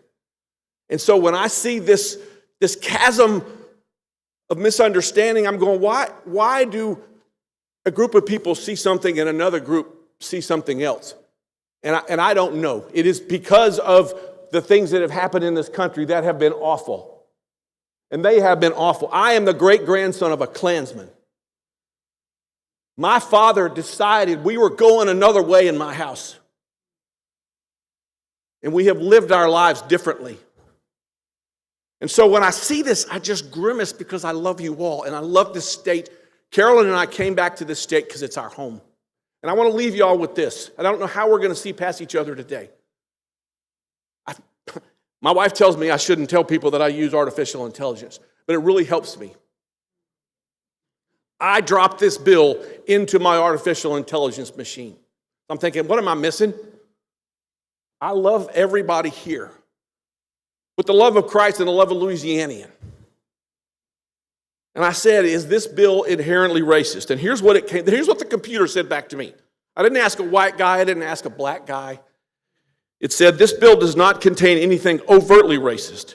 Its language is race neutral, prohibiting DEI programs and content that classify or treat individuals differently based on race without promoting racial superiority, denigration, or exclusion. The bill's focus on concepts like critical race theory or systemic bias is ideological, not explicitly racial, and exemptions for historical education, anti-discrimination laws, and academic freedom further mitigate discriminatory intent. And it says a few more things. But what I'm saying is, when we all go home tonight, let us all seek God, that we all may understand each other more. It's been a hard few weeks for me trying to get through to folks, and I hope I've gotten through today, because Louisiana has a bright future. We stand at the threshold of greatness if we choose to have it. And I don't know how this ends, but I had to say these things because we are a great people. Last thing, when Francis Thompson was a freshman here and I was down here as a page in 1978, I don't think there were 3 or 4 black people in this house. Well, our age, yes. And there weren't many women either. We have come a long way. Let's keep going a long way. Let us lock arms and let us seek God. Let us seek God for how to be better. Representative Terry Landry, Jr. for the floor.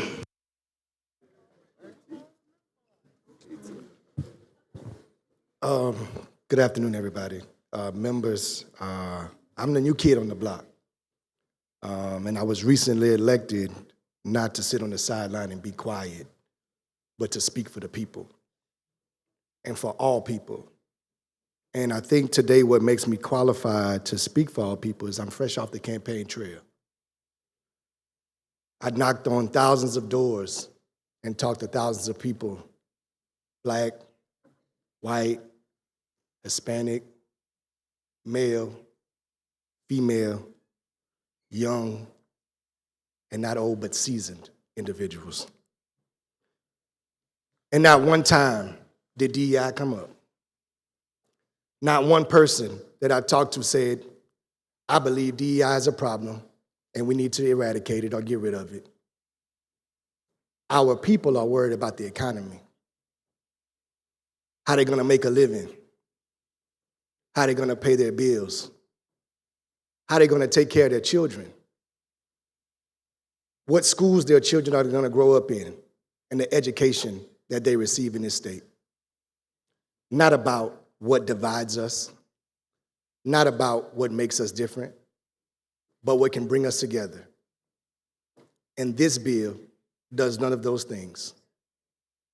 So if you can look at yourself and say, does this bill make Louisiana better? Does this bill bring Louisiana together? Does this piece of legislation improve the lives of our citizens? I have not heard a yes yet. And with that, this bill is unnecessary. It divides us instead of bringing us together. We have more in common than we think. And we should always remember who elected us, the people. We are state representatives, and we represent our districts. And today, we should stand true to that title. Our constituents have not asked to pass this piece of legislation. They have not asked that we get rid of DEI. They have asked for a better life, a better Louisiana, and a better future. So I ask that you vote not for party, not for politics, but for the people and for the betterment of the state. Thank you. Thank you. There are no other individuals for the floor. I asked if we could start making our way back to our desk. I'll give you a few minutes to get back.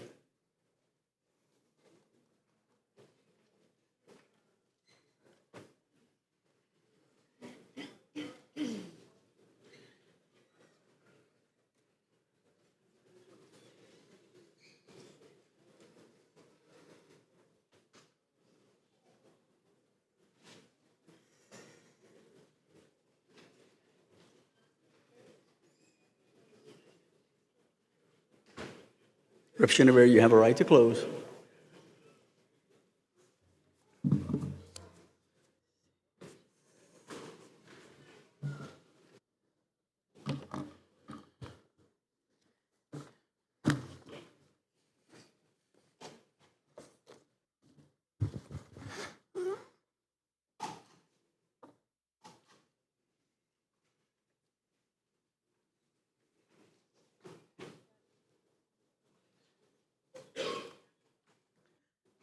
Members, when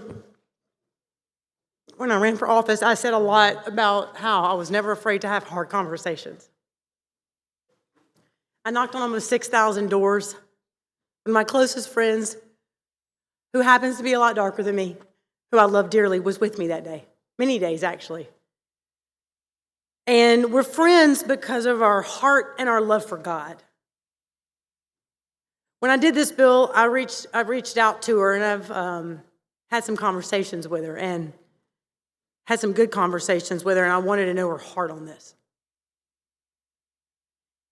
And I had like a little thing to prepare, but I really just want to speak from my heart. And as a mama,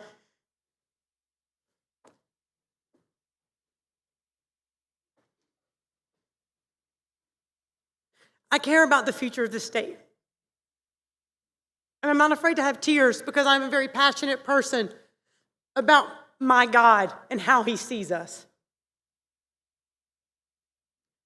Rep. Owen and I have known each other a long time, and he talked about how I go to a church my entire life growing up. I was in a home where my parents invited everyone in their home.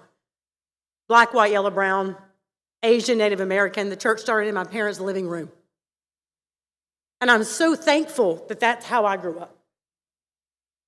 I'm so thankful that despite maybe years prior, that it meant a lot to my father that I had a home that was all about equality for all. That I saw people praying together hand in hand when I'd run down the stairs as a 4 or 5-year-old with care groups on a Sunday night. That what brought them together was God. What brought them together was a love of one another. And so early in some of the conversations, this bill is about legislation in our state. And it's about equality for all. I am so grateful for what I heard today. I know that must sound weird. I'm grateful to hear the heart of my colleagues. And sometimes you wonder, is it needed? And I'm here to say I think it is needed. Because these are the conversations, I think, that shape all of us. These are the conversations that we have. Why does this matter? Why does it matter that we make sure that little boys and girls sit in classrooms and aren't forced to be told that maybe, just maybe, the color of your skin, maybe it's the reason it could be a problem with you, either color? Is that okay? Does that make us better? Does that bring us together when we tell them how different we are and we tell them how opposite we need to be? Does that make us better? And my passion is it doesn't. When I talk to my little boy and he's like, Mom, we have these conversations. Who can I marry? Whatever. He's like, does it matter what she looks like? No, son, it doesn't. I want her to love you and love God. That's my only desire. That's it. We talk about this. I read this book and I brought it. I wasn't going to, but I've read this book called One Race, One Blood, based on Acts 17:26 out of the Bible. And it says we come from one race, one blood. Our blood is the same. So people may think I'm crazy. They may think, why in the world would you do this? Why do you talk about these things? Because it matters to the heart of God. And I know I'm not at church, but after hearing the hearts of everyone in this room today, this impacts all of us. It impacts the future. It impacts how we have hard conversations. We lock arms as black, white, yellow, brown, poor, rich, all the different walks of life. And we have to talk about these things. And why does it matter? Why am I willing, when the governor's office and cares about this bill and I believe he wants what's best for the state, why am I willing? Because let me tell you why. We have to move forward and realize that we are of one blood. We are of one nation. We are more similar than we are different. And I understand we may have a different perspective, but mine is a biblical perspective. And I will continue to have hard conversations, and I will continue to embrace, and I will continue to talk about whatever we need to talk about. I want to hear the heartbeat of colleagues. I want to hear the heartbeat of Louisianians across the state. But my desire is that we come together and we do not divide. My desire is that we do not say we're going to discriminate against anybody. That you can't get a job because of skin color, whether you're white or black or yellow, brown. That it is not about that in this state. That we want equality for all. So we may not all be on the same page of how we get there, but I'm here. I just need you to know my heart. I need you to know how I was raised. I need you to know what this matters to me, that I believe in Acts 17:26. I believe that we are more similar than we are different. And I'm willing to do this and to have these conversations in our state. So thank all of you for sharing. Because I think this is what brings us together. I think we talk about it and say, nope, we're not discriminating against anybody. Ever. Never in this state. No matter what agency, no matter what department, we're not doing it. And we're going to protect each other. That's what this bill is about. This is what this bill is about. This is not about taking away the rights of anybody with disabilities. It has nothing to do with it. This is not about taking away anybody's rights. This is protecting the rights of our people. So I just want you to know I stand with all of you. I appreciate your comments. I appreciate sharing your heart and what concerns you. But please know, this legislation is protecting all. This legislation, it says we are not going to focus on one group. We're going to say it does not matter what you look like. It does not matter where you come from. That we in Louisiana, we are more similar than we are different. Because I tell people that about this. People ask me all the time, what do you like about here? What's one thing that surprises you? And I say, you know what? Even we have a difference of policy. I love every one of my colleagues. I have said it over and over. I've said it in radio. I've said it all the time because it's the truth. No matter where we agree or disagree, is that we are human and we're going to have a different perspective, but I love each and every one of them because they matter to their districts. They worked hard to be where they were. That's my heart. So this is not divisive. This is protecting every Louisianian. This is about equality for all. This is about making sure we are not going to discriminate against anybody based on race, religion, creed, or national origin. This is about every Louisianian. And I would just ask for your favorable passage. Rep. Willard, why do you rise? I actually was hoping she would take one question on close. Rep. Chenevert? All right, Mr. Speaker, I'd like to request a lockout. Will 20 members join Rep. Willard in a lockout? Rep. Marcel? Rep. Green? Rep. Hughes? Rep. Boyd? I'm sorry, a lockout is obvious. Quorum call. Members, vote your machines. Members, vote your machines.